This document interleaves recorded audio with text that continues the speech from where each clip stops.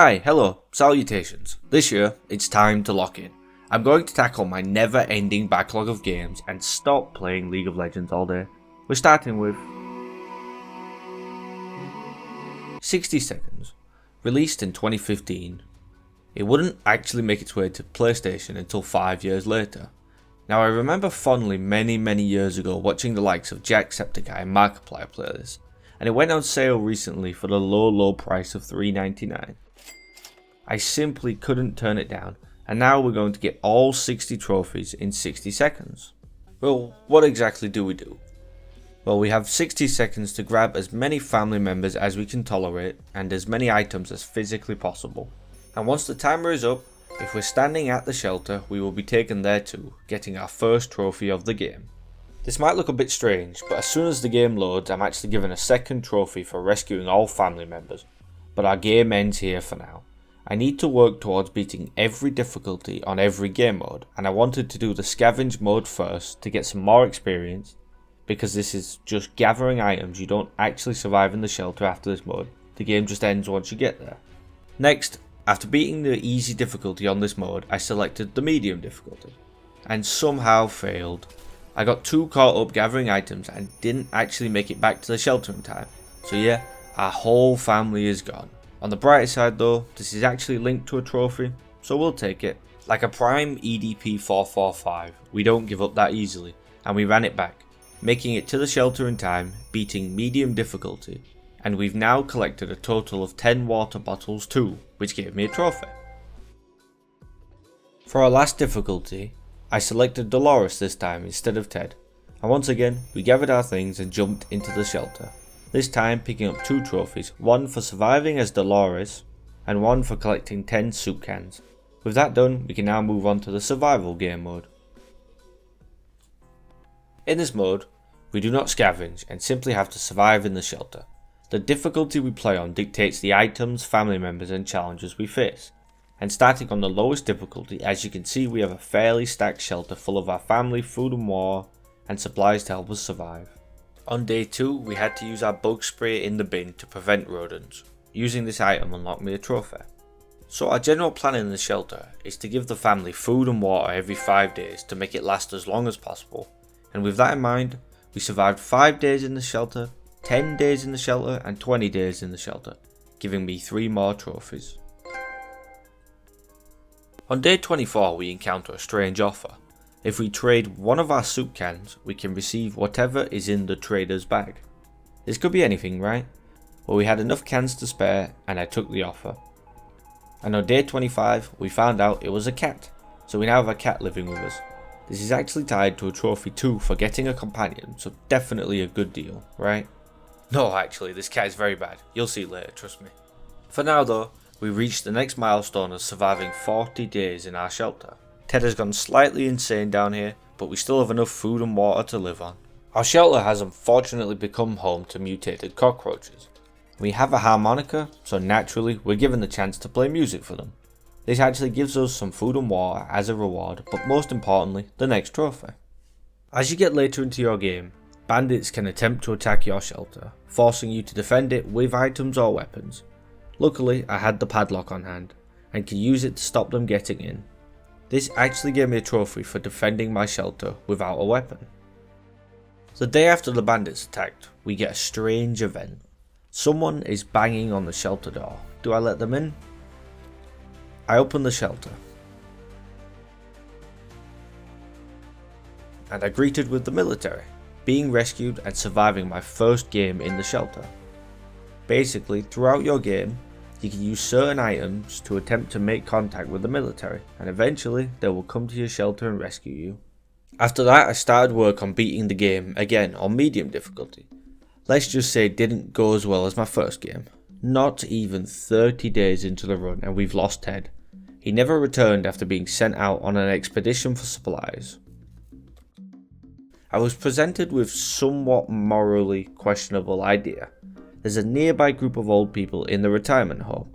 I needed supplies and I sadly had to relocate the supplies into our shelter, probably dooming them to the same fate that Ted suffered. It didn't really help us though, Eventually we were attacked by bandits, and having exhausted all ways to defend our shelter, they broke in. We perished at the hands of the bandits, but it was worth 2 trophies though, one for dying to the bandits and one for dying in the shelter, so I'm not complaining. We're going to ignore the next attempt. I didn't even make it to day 25 before dying. After that though, it was all going well. Sometime later, I managed to get all the way to day 50 and had sent Ted for a meeting with the army. All I had to do now was wait for a knock at the door and hopefully be rescued. Out of sheer excitement, I forgot to give Ted's goofy ass water. He died of dehydration literally the day after attending the meeting with the army, so it was all for absolutely nothing.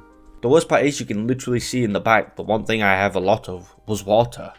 Sometimes, you're given opportunities to share supplies with people. In my case, I gave a lady hunting a mutated spider some ammunition, and the next day she returned with food for us. Okay, so the next trophy is a little bit weird. Sometimes we get prompts to mess with the radio in the shelter, and it's usually a bad outcome. This time, there are weird sounds coming from the radio to do with aliens. The day afterwards, we can investigate the person from the radio's apartment. I chose not to. Because of this, I'm given an opportunity to communicate with her using the harmonica. Doing so gave me the trophy. I'm almost certain this is a reference to 60 Parsecs, another game made by the developers. Maybe I'll play that too if you enjoy this video. So this whole time my goal was pretty simple. Work towards the military ending, giving them any items they ask for. And once again, there's a knock on the door of the shelter, and I open it. However, this time it's not the military, it's 2 siblings. These guys work just like the military, and if you help them with various items throughout your run, they can come back and save you, giving me another good ending and one more trophy knocked off the list. So that just leaves the hardest difficulty in this game mode now. Well, what exactly makes it harder than the other 2 difficulties, you might be wondering. Here are all 3 modifiers for the game.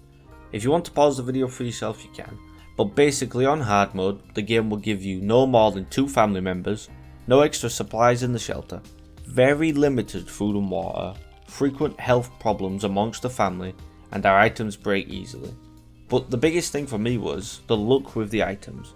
Since you can't decide what items to take with you in this game mode, you have to pray to get half decent ones to start working towards one of the good endings, and this took me hours to do. At one point I even made it all the way up to day 107 and still couldn't find the right items to get one of the good endings. But first, a gift. A strange suitcase appears at our shelter, and we can open it for either something good or something bad. And this time, it's good. We're given 1 soup can, and most importantly, the next trophy. On day 39 of one of my attempts, we get a prompt about some strange code left on our doorstep. If we agree to decipher it, Dolores will attempt her. A couple days go by and she has cracked the code. We're now given an option to send her to the location. And she returned with some items and a new trophy for us. This game has some great comedic timing when it wants to. Eventually, we get deep into a run that I'm close to winning, and I send Timmy out on an expedition for much needed supplies. The very next day, the military arrives. So we've won, but I guess it sucks to be Timmy because we're long gone by the time he gets back to the shelter. Screw Timmy though, that's his problem. We're now on to the final game mode, Apocalypse. This combines the last 2 game modes into one, so we'll have to scavenge for ourselves and survive in the shelter for ourselves. Honestly though, being able to scavenge for yourself makes the game a lot easier and removes the luck part. Well, some of the luck part, especially on the hardest difficulty. First, we got a trophy for taking both the suitcase and the padlock into the shelter. Then the trophy for collecting every item at least once. After this, I beat the lowest difficulty with ease, and got the trophy for beating every mode on the lowest difficulty. Now during our medium run, we actually found another companion named Pancake. Pancake got us a trophy. And we finished out our medium difficulty run shortly afterwards. The last thing left to do was the hardest difficulty. This is nowhere near as difficult as the survival game mode. Being able to hand pick what you want in the scavenge made it so much easier. And with that, we have beat every difficulty on every game mode.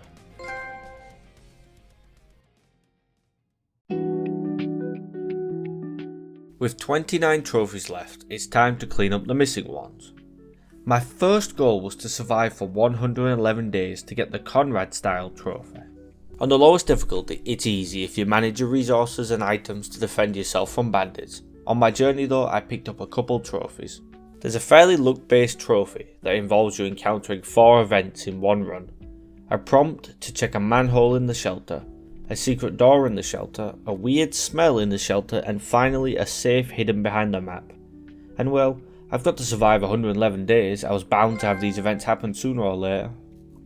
On day 89 of my run, I was able to use the harmonica and play a mean solo to defend from my 3rd bandit attack that game, which unlocked me the Unbreakable trophy. This game though, I actually ran out of ways to defend myself, and got attacked on day 108, 3 days short of the trophy, and I lost my run. A little defeat won't stop us though.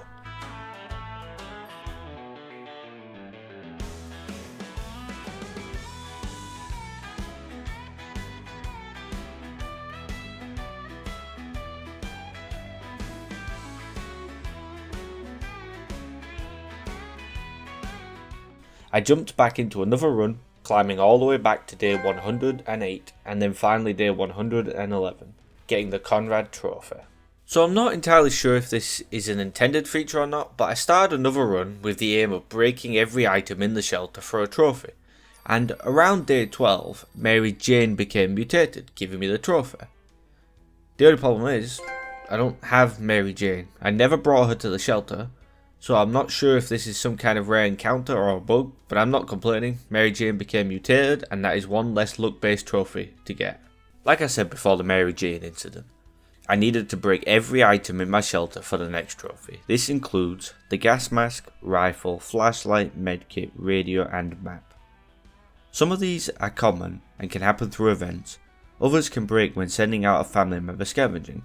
The last thing I needed to use was the medkit, and on day 16 of my run, I didn't fix a problem with the air vents in the shelter, and Dolores became sick, allowing me to use the medkit, meaning I have now successfully broken every item needed in the shelter. Another trophy required me to have all the family members go crazy at once. This is simple, but took me an hour to get done. Obviously I need all family members, and I need to deny them access to any things that might improve sanity. Timmy wants some fresh air, well that's too bad.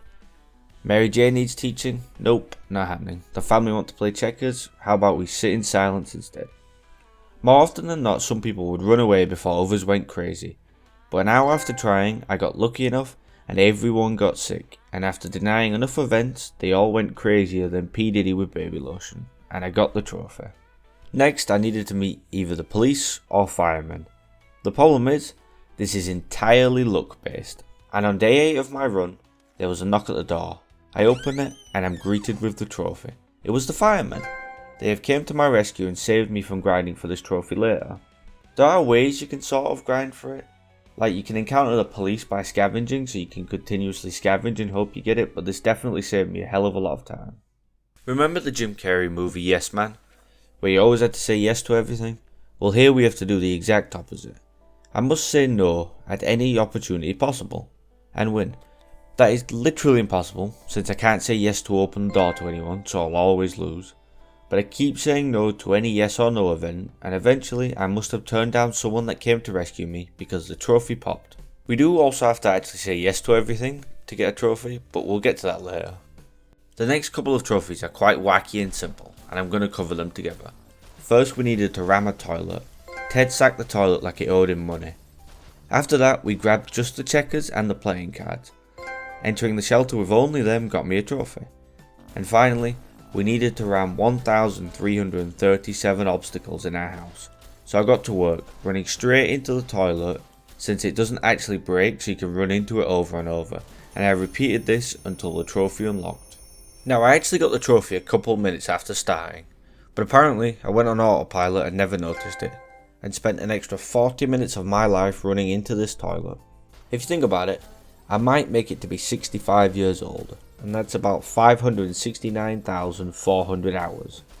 Therefore I might just have spent 0.0001756% of my life running into that toilet. Now it's time to say yes to everything. Like the no trophy, we just say yes to any event that can be accepted or rejected, and hope one of the things that we agreed to doesn't screw us over, eventually getting rescued. Strap yourselves in, boys, this one's a little bit long-winded.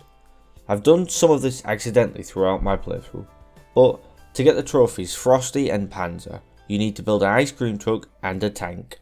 Escaping with either of them, you'll get the trophy. Now you can only work on one vehicle at once, and I had already accidentally started working on the ice cream truck. But to do either of them, you need to scavenge 3 times in one game. If you send the kids, you'll get a prompt about a strange vehicle and it's the ice cream truck, and if you send the parents, it'll be the tank.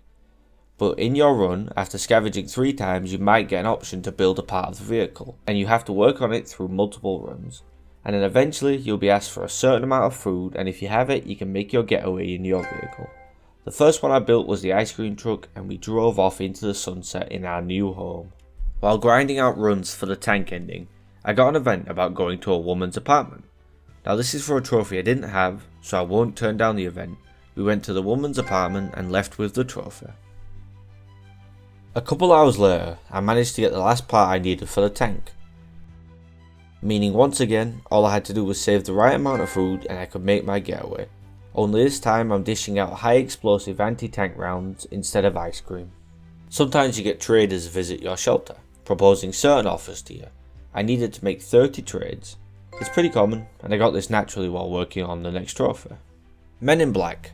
To get the trophy that shares the name with a certain 1997 Will Smith movie, I need to get the secret agent ending. Remember the cat from earlier? I need him back. Once we get the cat into the shelter, we get a prompt to check out an apartment relating to the cat. Soon afterwards, the cat will find and play with a wire in the shelter, and we can say yes to examine it, and it turns out we're being spied on by agents. These agents will come to the shelter and explain why they were spying on us. We need to hear what they have to say. Next, we must send a family member to go with the agents, and eventually they will come back, requesting either 4 food or 4 water from us. After this, we're done and just need to wait it out. Eventually we get a familiar knock on the shelter and we get taken by the secret agents to a new bunker. Did it actually better our survival? Who knows. Our survival is left intentionally vague, but we get the next trophy. You know what? I have genuinely no idea how some people find out about some trophies. For the next trophy, all we have to do is click on the radio 2 times on day 4 and then 4 times on day 7, and boom, the trophy is ours.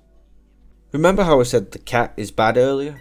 If you take the cat, you start a bunch of quest lines that only happen when you have the cat, but you can actually just simply ignore these, and eventually, after refusing to do any of them, Sharikov the cat will find a freezer that seems to clone him, and every single day a new version of the cat will appear that you have to have food to feed, and you must have enough food to feed all the clones. So I had to stock my shelter full of food, and after 9 new cats have appeared, our shelter gets taken over by the cats, giving us the crazy cat lady ending. We're now forced to serve the cats. It is my favourite ending though, just look how goofy these cats look. Actually, it's probably my second favourite ending. If we do the exact same ending again, but intentionally make sure we don't have enough food to feed all 9 clones of the cats, they actually just straight up boot us out of the shelter. We get another ending for being kicked out of our own shelter by the cats. Throughout every run you play, there's an annoying fly that will come across the screen, and we can just simply tap on it to swat the fly, and we got another trophy. Next, I needed to grab both the companions at once, Pancake the dog and Sharikov the cat. Now you have to actually get Pancake first to be able to do this. Now I've had Pancake many times, and he isn't really that hard to get, but of course, the second I needed him, he was nowhere to be found. After searching for ages to find Pancake, I eventually got the events to bring him to the shelter. Actually, never mind, I forgot to give the family water just after I'd found Pancake, so we'll have to do that again. Okay, let's try this again. We have Pancake, and now all we need to do is look for the trader that offers 1 soup can for whatever's in his bag. And eventually we get the event, and we can trade the soup can for Sharikov the cat. This unfortunately forces Pancake to leave the shelter for good, but we get the next trophy. While we have Sharikov actually, we might as well get our final ending trophy that we're missing. So when we have Sharikov, we can check out the apartment again, but this time say no to investigating the wire the cat finds in our shelter. Soon after, a scientist will come asking for help, and we can give him the food or water he asks for. Eventually, he will ask us to send a family member with him, and finally, he'll come back to the shelter and we get the mad scientist ending. I have absolutely no idea if this is good or bad. I mean, just look at this absolute goofy goober. Does it look like we can trust him? Now I'm certain this next one might actually be a war crime. Next we need to get cockroaches into the shelter, wait until they attempt to communicate with us and absolutely blast them with bug spray. After that, we need to get attacked by bandits and intentionally not defend ourselves, and when this happens, they scoop Timmy up and kidnap him. A while later, we hopefully get a prompt to use one of our weapons to deal with the bandits, and Timmy is returned to us. Unfortunately, in the minor inconvenience that is nuclear war, Ted's razor was not important enough to bring into the shelter with us. Dolores insisted we could not leave Mary Jane behind and grabbed the much more important shaving equipment. And after day 50, Ted's facial hair is quite long. You can get a random event that allows Ted to attempt to shave his facial hair with the axe. If successful, we get the next trophy. We're in the final stretch now, boys. These next trophies are super simple. There's a whole mode I haven't even played yet that have various scavenging and survival challenges for us. I chose the holiday one, and all I had to do was grab very specific items and drop them into the shelter. This was easy, and I picked up both the challenger and the holidays trophy.